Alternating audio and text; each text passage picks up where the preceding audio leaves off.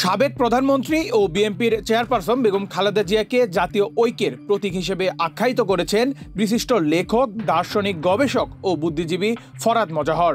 Facebook পোস্টে সরকার ও বৈষম্য বিরোধী শিক্ষার্থীদের মধ্যে নানা মতভেদ সৃষ্টির বিষয়েও কথা বলেছেন তিনি। 4 ডিসেম্বর শনিবার সকালে নিজের ভেরিফাইড ফেসবুক পোস্টে তিনি লিখেছেন, বেগম খালেদা জিয়া তার দীর্ঘ আপোষহীন লড়াই সংগ্রামের মধ্য দিয়ে জাতীয় ঐক্যের প্রতীকে পরিণত হয়েছে। সক্রিয় রাজনীতিতে বেগম খালেদা জিয়াকে জনগণ না পেলেও আগামী রাজনীতিতে অনেকাংশেই প্রভাবিত করবে প্রতীকী তাৎপর্য। খালেদা জিয়ার সঙ্গে সেনাপ্রধানের বৈঠকের বিষয় উল্লেখ করে ফরহাদ মজহর লিখেছেন, বিএনপির চেয়ারপারসন বেগম খালেদা জিয়ার সঙ্গে সেনাপ্রধান জেনারেল ওয়াকারুজ্জামান দেখা করেছেন। হয়তো তার নিছকই সৌজন্য সাক্ষাৎ, কিন্তু তার ইতিবাচক তাৎপর্য রয়েছে।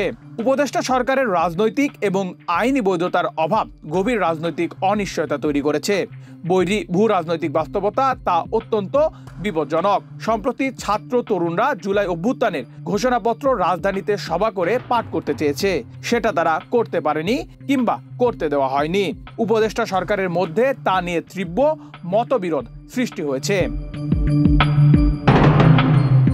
পোস্টে ফরহাদ মজহর একটি জাতীয় দৈনিকের প্রতিবেদন উল্লেখ করে জানান, গণঅভ্যুত্থান পরবর্তী সময়ে জাতীয় রাজনীতিতে দুটো পরস্পর বিরোধী ধারা গড়ে উঠেছে এবং তাদের পার্থক্য ও বিরোধ আগামীতে আরও তীব্র এবং ব্যাপ্ত হবে। সেই সাথে দেশের স্থিতিশীলতা বজায় রাখার দায়িত্ব পালনের দিক থেকে সেনাবাহিনীকে আগামী দিনে হিমশিম খেতে হবে। তিনি বলেন, বেগম খালেদা জিয়া আপোষহীনতা ও রাষ্ট্র ব্যবস্থার অধীনে নির্বাচন না করায় তাকে এক ঐতিহাসিক মর্যাদা দিয়েছে। বাংলাদেশের ইতিহাসে এবং জনগণের স্মৃতি থেকে আর হারিয়ে যাবেন না তিনি বলেও এই পোস্টে উল্লেখ করা হয়েছে। ছাত্র জনতার শক্তি, বিএনপি জোট, সেনাবাহিনী এই 3 পক্ষের কথা উল্লেখ করে তিনি লিখেছেন, 3 পক্ষ কারা? দেশের নতুন রাজনৈতিক মেরুকরণের ফল কি দাঁড়াবে সেটা নির্ভর করবে মোটা দাগের রাজনীতির 3 ত্রিভুজের পক্ষের সমঝোতা কিংবা বিরোধের মাত্রা দ্বারা। ত্রিভুজের বাইরেও জামায়াত ইসলাম সহ অন্য ইসলামী দল রয়েছে। নেহাল আহমেদ প্রান্ত, বাংলাদেশ প্রতিদিন।